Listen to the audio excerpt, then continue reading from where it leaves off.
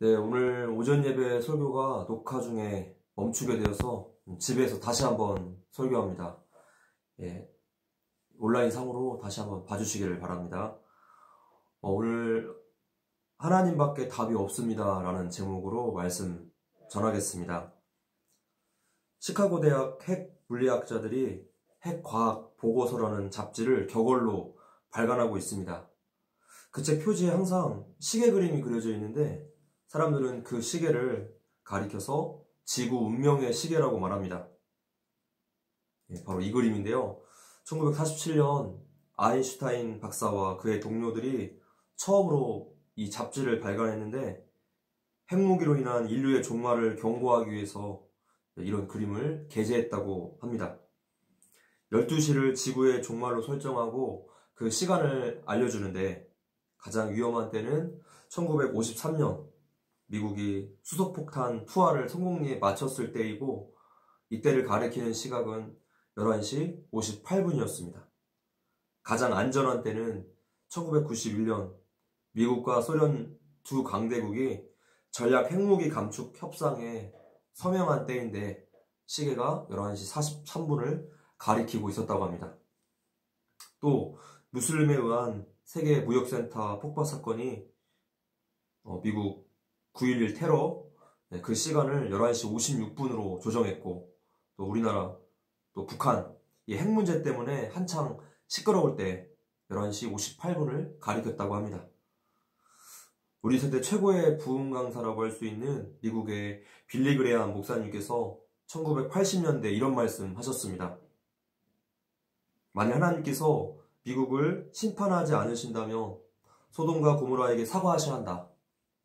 미국이 소돔과 고모라 이상으로 타락을 했기 때문에 자신의 나라도 하나님의 심판에서 자유롭지 못하다는 것이죠. 소돔성에 살고 있었던 아브라함의 조카 롯은 소돔성을 멸망시킬 천사의 방문을 먼저 받았습니다. 동네 사람들이 롯의 집을 둘러싸고는 그 아름다운 남자들에게 내놓으라고 막 소리쳤어요. 오늘날처럼 동성애가 만연한 땅이었습니다. 롯은 자기 딴에는 하나님의 천사들을 구한답시고 자신의 딸을 그 무리에게 던져줍니다. 아니, 아버지가 딸을 남성 무리에게 던져주는 그 장면 속에서 이 시대의 일반적인 그 문화상을 우리가 알 수 있습니다. 음란에 미혹되어서 사리 구별을 하지 못하는 그런 롯의 모습 속에서 오늘의 한국교회와 대한민국을 또 보게 됩니다. 비리와 부패와 음란과 거짓이 충만해요. 상식과 윤리가 무너지고 있습니다. 또 성도들이 하나님의 뜻을 대적하면서도 하나님의 뜻대로 살고 있다고 착각을 합니다. 그것은 천사를 구한다는 핑계로 자기의 딸을 음란에 내어주는 롯의 모습과 닮아있지 않습니까? 타락한 이 나라와 또 한국교회와 또 자기 자신을 위해서 우리는 눈물로 회개하며 기도해야 될 때인 줄을 믿습니다. 너무나 혼란하고 혼탁한 시대입니다. 오늘 설교는 그러므로 기도하라 라는 책을 참고해서 준비했습니다. 본문은 그 유명한 아브라함의 소돔과 고모라 성 중보기도 장면입니다.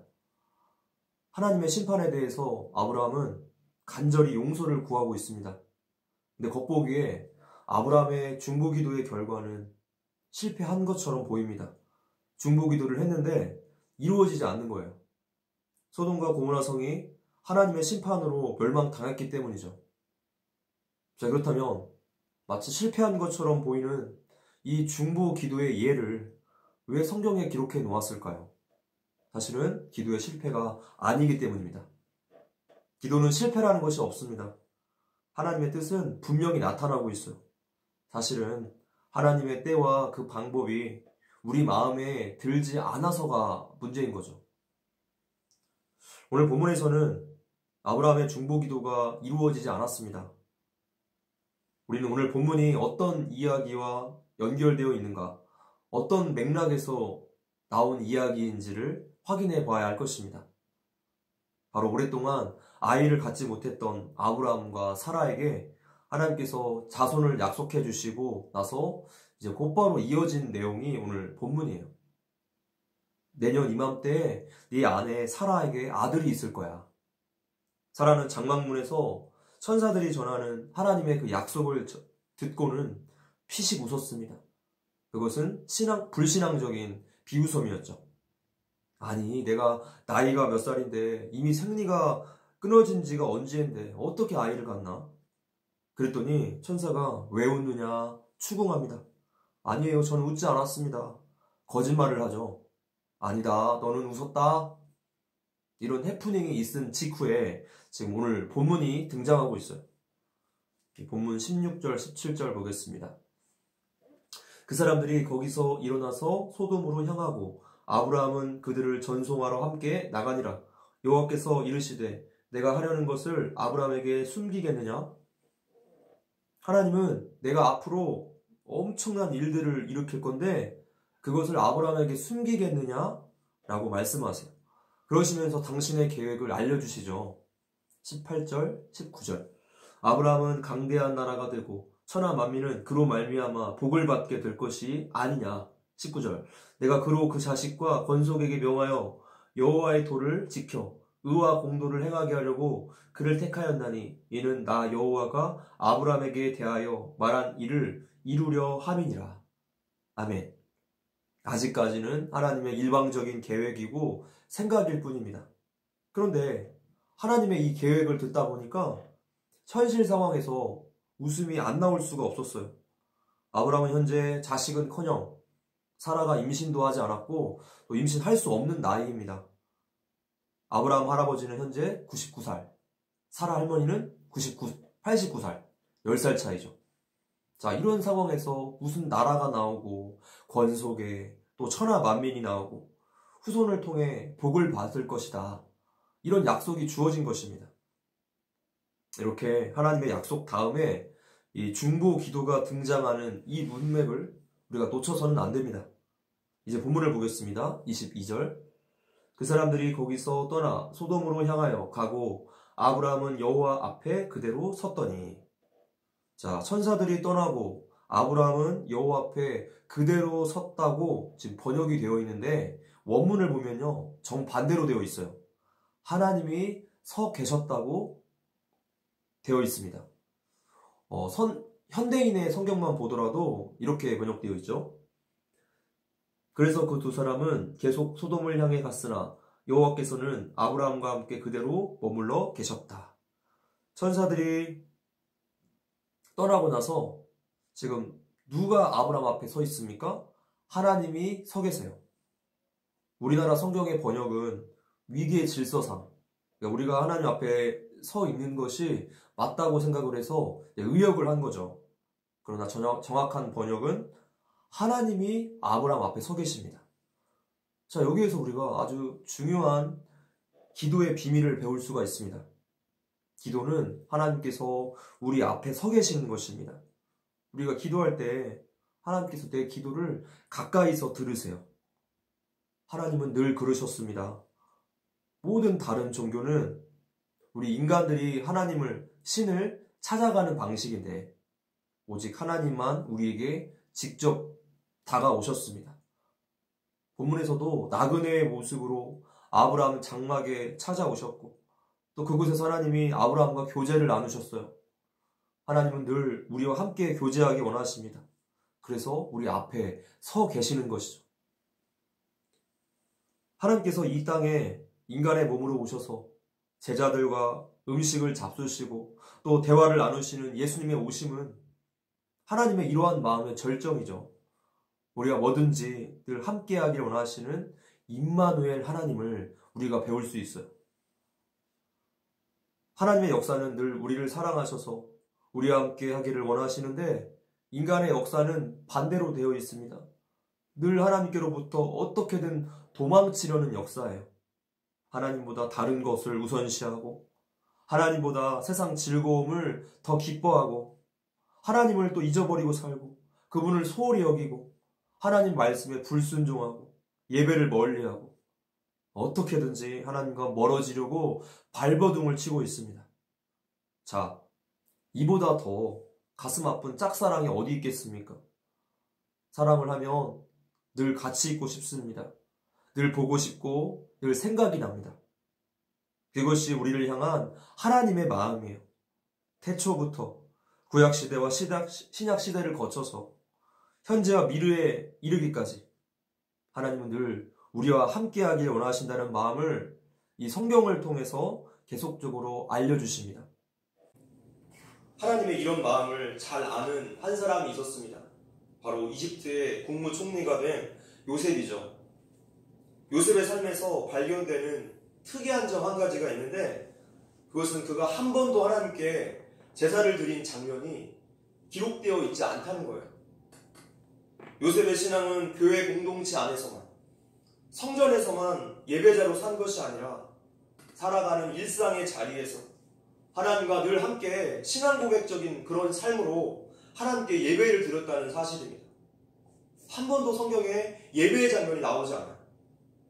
요셉은 어떤 자리에 머물러 있다고 할지라도, 어떤 불합리한 상황에 처한다고 할지라도 예배자의 자리, 하나님과 동행하는 자의 자리를 포기하지 않았습니다. 우리 성도의 신앙과 일상은요, 이렇게 분리될 수가 없는 거죠.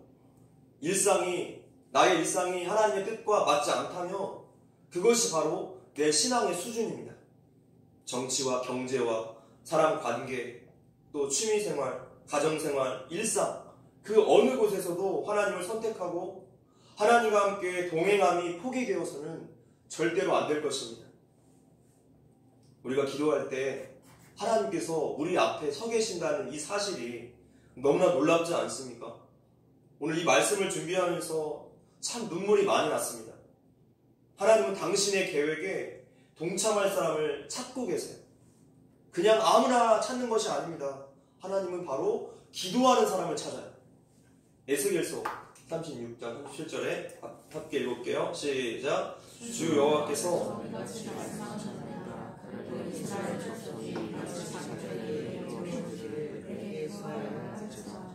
내가 그들의 수요를 양떼같이 많아지게 하되, 이스라엘이 포로로 끌려가서 이 땅이 황폐하게 되겠지만 무너진 이곳을 내가 다시 건축하고 이 땅을 에덴 동산처럼 만들 것이다. 그러나 하나님께 이루어 주시기를 기도해야만 한단다 라고 지금 말씀하시는 거예요. 하나님께서 계획과 약속을 주셨지만 너희들이 기도를 해야지 이것을 이루어 줄 거야 라고 말씀하세요. 그렇습니다. 하나님의 일하시는 방식은 항상 우리의 기도를 통해서 그 일을 이루세요. 우리가 하나님의 일에 동참하기 원하시기 때문이에요. 그렇기 때문에 오늘 내가 기도하지 않는다면 나에게 아무런 일도 일어나지 않습니다. 기도의 모양새는 마치 하나님께서 사람에게 주도권을 내어주시는 그런 모양새를 취합니다. 우리는 구하고 하나님은 응답하셔야 하고, 모양새만 봐서는 마치 램프의 진이나 종에게 막 심부름을 시키는 것 같아요. 이렇게 하나님은 당신의 계획과 그 경이로운 역사를 우리의 삶에 만드시기 위해서 기꺼이 기도의 주도권을 우리에게 내어주시는 이런 모양새를 취하십니다. 수요 로마서 강의 때에도 우리는 그것을 배웠어요. 하나님은 우리를 노예처럼 강제로 하지 않으시고 너무나 인격적으로 대하신다는 사실입니다. 우리가 자발적으로 하기를 기다리세요. 왜 그렇습니까? 노예가 아니라 자녀이기 때문에 그렇습니다. 오늘 본문에 하나님과 아브라함과의 사이에서도 지금 하나님의 사랑과 인격적인 방식이 이런 기도라는 매개체를 통해서 나타나고 있어요. 본문도 그 주도권이 마치 아브라함에게 있는 것처럼 보이죠. 아브라함이 막 하나님께 흥정을 합니다. 그리고 하나님께서 거기에 어쩔 수 없이 따라가는 듯 그렇게 보여요. 하나님이 설득 당하시는 것처럼 보입니다. 그러나 시간 밖에 계시는 알파와 오메가 되시는 처음과 나중을, 온 우주의 결말을 아시는 하나님께서 지금 이 아브라함의 생각을 과연 모르고 그저 따라가시겠습니까? 아이와 대화를 할 때 부모는 아이의 목적과 그 결론을 이미 알고 있습니다. 아, 얘가 뭐 때문에 지금 이 이야기를 하는구나, 뭐가 하고 싶은 거구나. 아이가 말을 아무리 돌려서 해도 부모는 이미 다 알아요. 다 아는데도 속아주고 따라갑니다. 왜냐? 사랑하는 자녀이기 때문입니다. 하물며 우리 하나님은 우리의 속마음을 모르시겠습니까? 우리의 계획을 모르시겠습니까? 하나님은 지금요, 이런 방식을 통해서라도 하나님의 경영을 함께 이루어 나갈 사람을 찾고 계신다는 거예요. 아브라함이 하나님의 일에 동참하기를 원하셨습니다. 지금 아브라함 앞에 하나님이 서 계세요. 얘가 말할 때가 되었는데, 지금 얘가 나한테 울며 불며 할 때가 됐는데, 하나님은 그렇게 기도하는 사람을 찾고 계세요. 그 사람을 통해서 하나님의 그 구원 계획을 이루어 가도록 하시기 위해서입니다. 이 나라를 위한 하나님의 계획 때문에 곳곳에서 각성이 일어나고 회개 운동이 많이 일어나고 있습니다. 나라 전체의 온갖 부패와 비리, 또 교회 타락들을 계속적으로 드러내시고 대한민국의 미래를 위한 그 염려 때문에 어떻게든 성도들을 기도의 자리에 붙어 있게 만드세요. 또한 각 개인의 삶에도 하나님의 계획들이 있어요. 그 계획을 이루시기 위해서 먼저 우리가 기도하기를 하나님은 기다리십니다. 소리 조금만 줄여주실래요?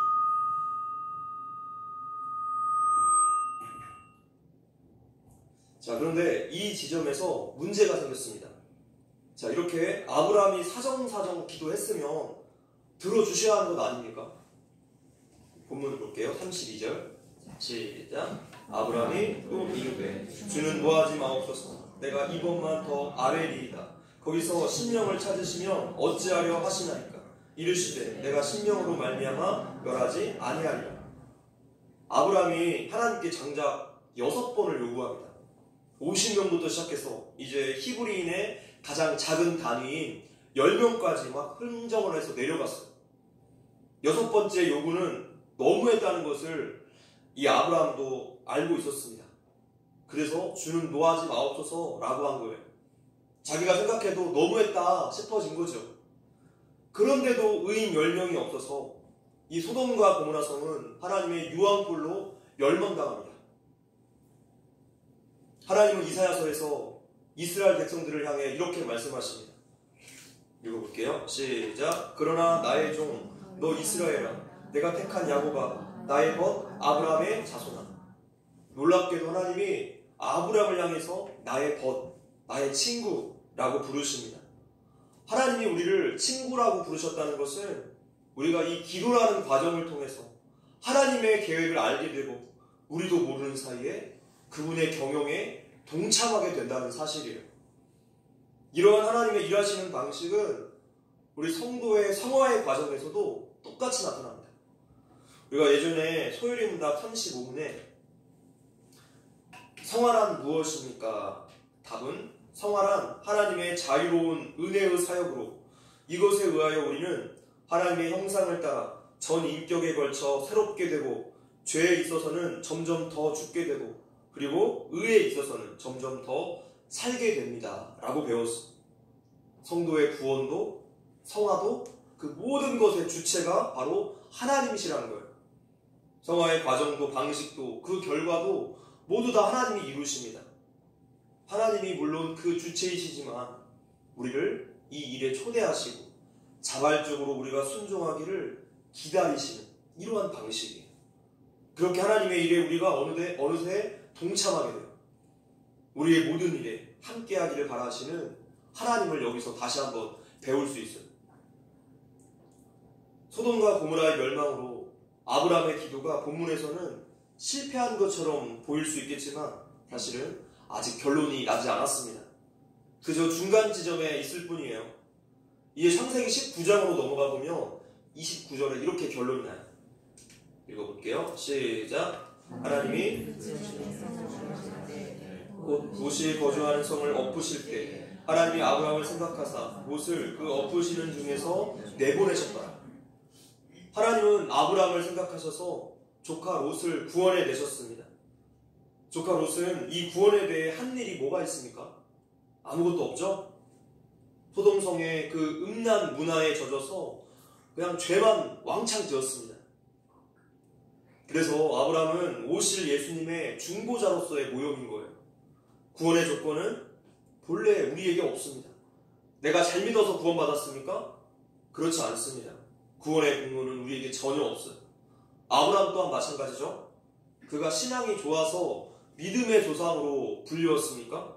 전혀요. 그의 연약한 모습을 우리는 잘 알고 있어요. 그래서 믿음이라는 것은 우리 속에 근거한 것이 아니라 하나님의 그 끊임없는 성실하심, 그분의 열심히 만들어낸 설득의 결과물이라고 할 수 있습니다. 하나님의 이러한 사랑과 성실하심을 가장 잘 설명한 인물이 바로 아브라함이기 때문에 그를 믿음의 조상으로 꼽은 것뿐이죠. 그가 한 것은, 우리가 한 것은 아무것도 없습니다. 다 하나님이 하셨어요. 처음부터 끝까지. 그것을 진정으로 인정할 수 있어야 합니다. 오늘 본문의 이야기가 하나님의 약속 끝에 이어진다고 서두에 말씀드렸습니다. 바로 아브라함의 자손에 대한 약속이죠. 하나님과 아브라함이 거래했던 그 내용의 핵심에 의인이 들어있어요. 의인이 바로 키포인트입니다. 근데 소돔과 고모라 땅에 단 한 명의 의인도 발견되지 않아서 망했습니다. 완전한 절망 상태. 로마서의 고발처럼 의인은 없나니 하나도 없었어요. 그래서 이 아브라함의 중보기도는 실패로 끝난 것 같지만 그 결론은 어떻습니까? 아브라함에게 약속하신 하나님의 그 구원 계획을 통해서 이 땅에 예수님이 오십니다. 하나님이 이 역사에 직접 개입하시는 거예요. 예수 그리스도, 그 의인이 롯과도 같은 우리들을 직접 건져내십니다. 구원의 공로는 우리에게 전혀 없어요. 우리는 마치 십자가에 달려 마지막에 구원받은 그 강도와 똑같습니다. 이렇게 성경에 나타난 모든 기도의 끝에는 항상 예수 십자가가 연결되어 있어요. 아브라함의 중보기도 당장은 실패로 끝난 듯 보입니다. 또한 아브라함의 생애는 믿음의 조상으로 불리기에 허점투성이에요. 그럼에도 불구하고 하나님이 이 연약한 인생 속에 개입하셨어요. 연약한 사람들에게 뜻을 정하시고 하나님의 의지를 드러내십니다. 결국에 실패로 끝난 것 같은 아브라함의 중보기도 때문에 조카 롯을 구원해 내십니다. 롯을 통해서도 한 민족으로 번성케 하셨어요. 또한 1년 뒤에 이삭이라는 아들의 출생을 통해서 사라의 그 불신앙의 비웃음을 이제 신앙의 웃음으로 바꾸어 버리십니다. 하나님은 약속을 지키셨어요. 기도에 응답해 주셨습니다. 자, 이 모든 것은 누구가 한 싸움입니까? 하나님이 홀로 성실하게 이루신 싸움이에요. 쪼갠 고기 사이를 홀로 지나가신 약속에 성실하신 하나님의 그 사랑 때문입니다. 누구나 다 말로는 다 하나님이 하셨습니다 라고 할 수 있습니다. 그러면서 속으로는 내가 여기까지 오느라고 얼마나 고생한 줄 알아? 내가 얼마나 많이 오랫동안 기도했는 줄 알아? 라고 생각을 합니다. 제가 그래요. 여전히 속마음으로는 내 공로를 어떻게든 조금이라도 끼워 넣으려고 발버둥을 쳐요. 이것이 우리의 죄성이고 우리의 여전한 교만입니다. 자꾸만 하나님의 온전히 영광 받으셔야 하는 그 자리에 내 공로를 어떻게든 끼워 넣으려고 하는 거죠. 우리는 말뿐만이 아니라 우리의 진정한 생각과 마음까지도 나의 나됨이 하나님의 전적인 은혜임을 고백할 수 있어야 합니다. 정말로 나의 상태와 나의 영적 실력을 보니까 이것은 전적인 하나님의 은혜이다. 진정으로 고백하는 데까지 우리의 마음이 낮아져야 할 것입니다. 성경의 모든 역사는 이 패턴을 벗어난 적이 없습니다. 우리가 보고 있는 이 성경은 어떤 인격의 개발, 인간 개조에 관한 그런 긍정적인 책이 아닙니다. 성경은 두 가지를 이야기해요. 하나님은 어떤 분이신가? 그리고 당신의 자녀들을 어떻게 한결같이 사랑하셨는가? 성경은 전부 다 그 이야기입니다. 우리 인간 쪽에는 소망이 없어요.